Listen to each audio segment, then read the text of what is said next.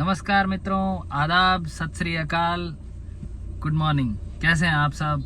मैं आपका दोस्त advocate Ashutosh Sharma, your perfect adviser, आज हाजिर हूँ आपके सामने फिर दोबारा से एक दफ़ा। और आज हम विचार विमर्श करेंगे अरविंद केजरीवाल के ऊपर, जो दिल्ली के चीफ मिनिस्टर हैं इस समय में। और एक तरह से वहाँ की सत्ता जो है जनता को रिश्वत घूसखोरी दे दे के उन्होंने सत्ता जो अपने हाथ में हथियाई हुई है, कब्जा किया हुआ है उस पर। अब ये मैं ऐसा क्यों बोल रहा हूँ? ये मैं ऐसा इसीलिए बोल रहा हूँ क्योंकि देखिए, टैक्स पेयर्स का पैसा जो उनके पास आता है उसको वो लूट के, और जो सेंट्रल गवर्नमेंट जो पैसा देती है लगभग हर साल 1000 करोड़ रुपए के आसपास देती है दिल्ली के डेवलपमेंट के लिए। ठीक है जी। इसके बाबत जो है माननीय गृह मंत्री श्री अमित शाह जी ने रिसेंटली लोकसभा में जवाब देते हुए भी कहा था कि अरविंद केजरीवाल ने बोला दिल्ली के लिए किया क्या है, सेंट्रल गवर्नमेंट ने किया क्या है, जो भी किया है मैंने किया है और किसी ने कुछ भी नहीं किया।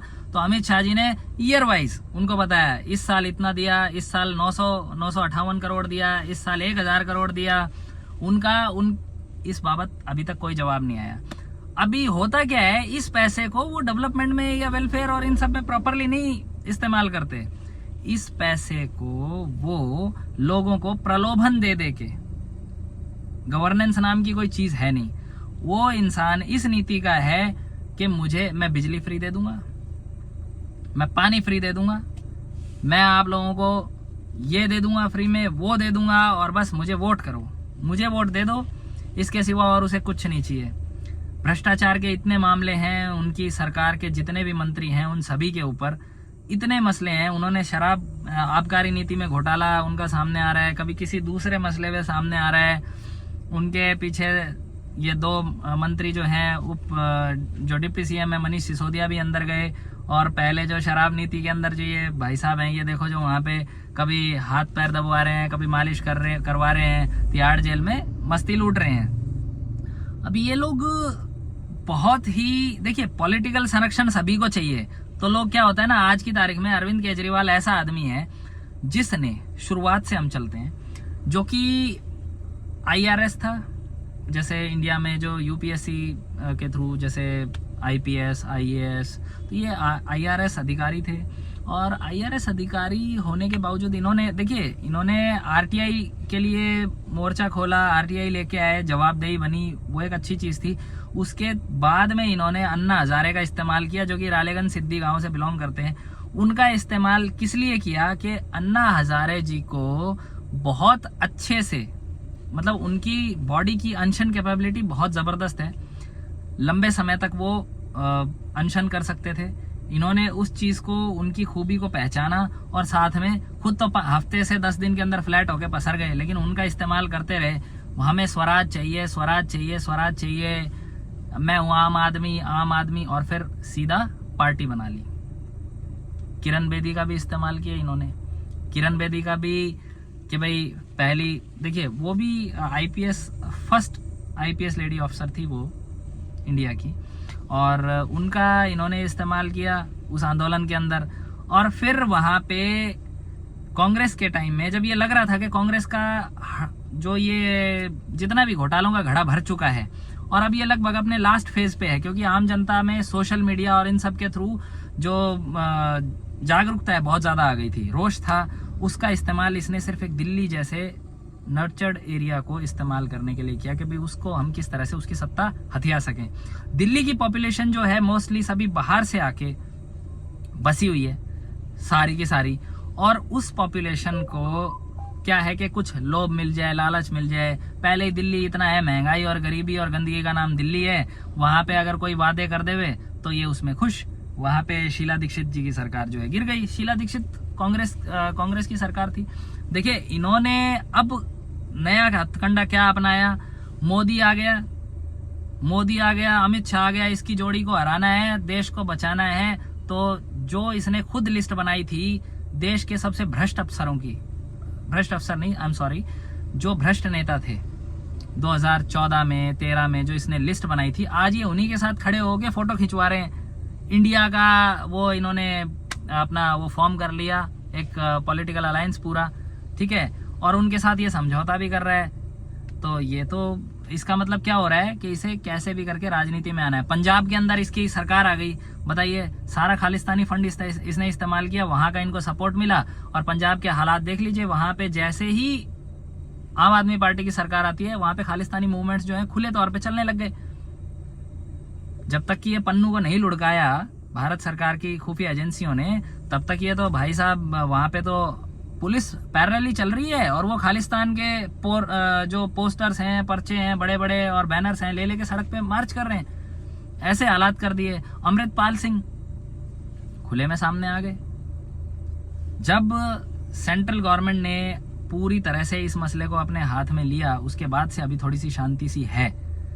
लेकिन जब किसान आंदोलन था उसमें भी ये जाके समर्थन दे देता है। अभी लोचा क्या है कि इसको ये दिखता है कि ये चाहता है कि पूर्ण राज्य कब होगा दिल्ली, जब पुलिस की जो जवाबदेही है इसके प्रति आ जाएगी। अभी क्या है, एलजी को रिपोर्ट करती है दिल्ली पुलिस। अभी दिल्ली पुलिस का अगर सर्वा इसी को बना दिया गया, वहां के डीजी जो है अगर इसको रिपोर्ट करने लग गए, तो ये दिल्ली में आतंक मचवा देगा, दिल्ली को बर्बाद कर देगा। पाकिस्तान के जो राजधानी है वैसी सिचुएशन हो जाएंगी। चौथे दिन बम ब्लास्ट, आप कहाँ 26 जनवरी मना लोगे, कहाँ 15 अगस्त मना लोगे, ये बर्बाद करवा के रख देगा। ये चाहता है, ये पॉलिटिकल असैसिनेशंस के लिए।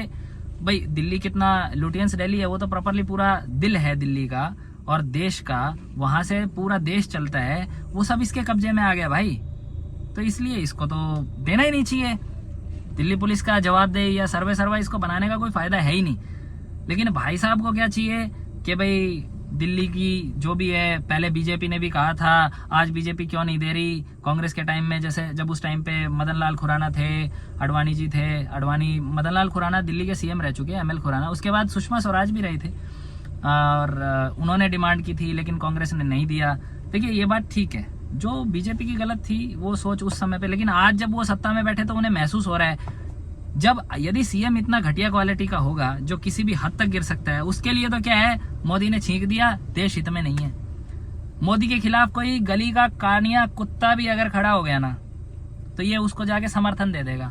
अभी से इसका डर लगता है कि ये कहीं पे जा रहा है, समर्थन दिला रहा है, तो कोई भीड़ में आक्रोश, जिन लोगों को ये पता है कि ये इतना घटिया नीति का आदमी है, ठीक है, बंदर बांट की इसकी राजनीति है, तो वो अगर इसको सड़क चलते हुए कभी कोई कालिक फेंक देता है, कभी इस पे कोई चप्पल फेंक देता है, कभी कोई थप्पड़ मार देता है, तो वो इसकी सेफ्टी जो है वो इसके लिए इम्पोर्टेंट है।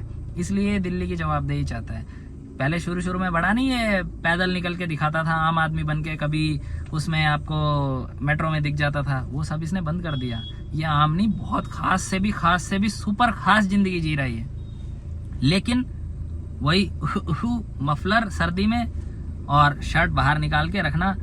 भाई इसका साइज देखो, एल से XXL हो गया है, और आप समझ सकते हैं कि ये सब इसने कितना धन दबा के बैठा हुआ है। ये इसके खिलाफ जब अगर जांच करवाई जाए खुले तौर पे, ये तो हर बार कुछ ना कुछ जैसे इसने वकीलों का गैंग तैयार कर रखा है, कोई ना कोई पिटीशन दायर करवाता रहता है। ये भी कांग्रेस का एक बिल्कुल खास वित्त पोषित बंदा है।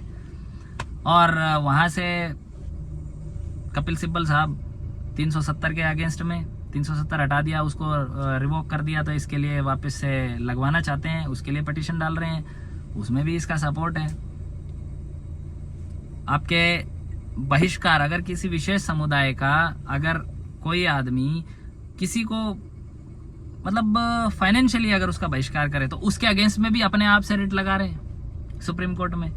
ये सब इनकी सोची समझी राजनीति के तहत हो रहा है। ये एक है, और अब इनकी नई पॉलिसी आ रही है कि 2024 के इलेक्शन में इंडिया का जो अलायंस बना है INDIAI.N.D.I.A,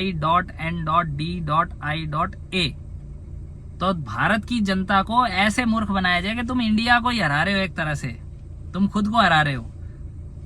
एक सीट पे इन लोगों का, सभी का, जहां पे जिसका जो बाहुल लगेगा, जो तुष्टीकरण कर लेगा उस वर्ग का, उस जाति का, उस समाज का, उस धर्म का, वहां पे ये अपने ही सिलेक्टेड कैंडिडेट को खड़ा करेंगे और हरामखोरी से उनको लालच देके और जिताएंगे। ठीक है, पब्लिक को लालच देंगे, वोट आ जाए इनके पास, बस इनकी ये सोच है। ये राजनीति बहुत ही घटिया किस्म की राजनीति लेके आ रही है। आम इंसान को पता है कि भाई जो देश हित का बारे में नहीं सोचता, वो इंसान देश का, उसको देश से बाहर निकाल देना चाहिए। ये पता नहीं सख्त कानून, कड़े कानून कब आएंगे इनके ऊपर, ऐसे नेताओं को कब निष्कासित किया जाएगा देश से, या फिर इन पर देशद्रोह कब लगेगा, पता ही नहीं है कुछ। मैं तो बोलता हूँ बीजेपी हो या जो भी गवर्नमेंट हो, उसे आते ही सबसे पहले इस तरह की डबल स्टैंडर्ड की राजनीति जो करता है उसको जड़ से खत्म कर देना चाहिए। तो दोस्तों ये थे मेरे विचार आज श्री केजरीवाल जी के ऊपर। आप बाकी आप खुद समझदार हैं, आप देखिए। और आने वाले समय में जब भी इलेक्शन आएंगे तो आप अपना सोच समझ कर अपना कीमती बहुमूल्य वोट का इस्तेमाल करिएगा, वरना इस देश को या हमारे आने वाली जनरेशन को गर्त में जाने से, ले जाने से कोई नहीं रोक सकता। इन लोगों का काम है सिर्फ सत्ता हथियाना और फिर उस पैसे को बर्बाद करना। राजस्थान के अंदर मैं आपको बताता हूँ, छोटा सा एग्जांपल देता हूँ। इलेक्शन सर पे है, वहां पे दुनिया भर के जिले बना दिए कि किसी तरह से कोई बहाना ही नहीं रहे। सरकार के रेवेन्यू के जो भी सरकारी जो खजाना था उस पर कितना नुकसान हुआ आपको पता है। एक जगह से एक नया जिला बदलने के लिए वहां के मुख्यालय, पेपर वर्क, ये वो सब कुछ नया सेटअप करने में कई हजारों करोड़ों का नुकसान होता है। अच्छा, उसके अलावा हेल्थ बिल, फला बिल, ढिमका बिल, पानी, बिजली फ्री, ये फ्री, वो फ्री, बांट दो भाई, पैदा कहां से करोगे।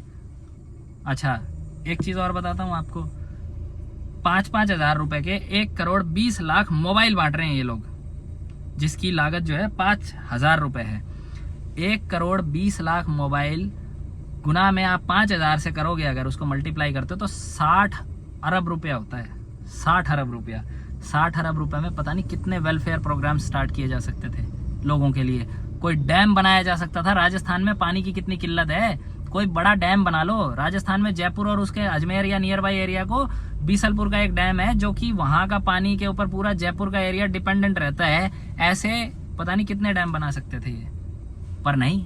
अच्छा, वो 5,000 रुपए का मोबाइल कंपनियों के लिए कूड़ा है, कचरा है, वेस्ट है, गार्बेज है, क्योंकि 5G टेक्नोलॉजीज आ चुकी हैं और उसके अंदर कुछ ना कुछ चेंजमेंट सा करके और एक बार सबको बांट रहे हैं। बस ये एक बार सबको बांट रहे हैं, उसके बाद वो पैसा उसमें सोचो 2,500 की लागत है उसकी, 2,500 की कीमत है, 3,000 का उसमें बाकी जो 3,000 रुपए हैं, 2,500-3,000 रुपए, वो सब इनकी जेब में जा रहा है, कमीशन के बतौर जा रहा है। सब सेटिंग है, setting.com है।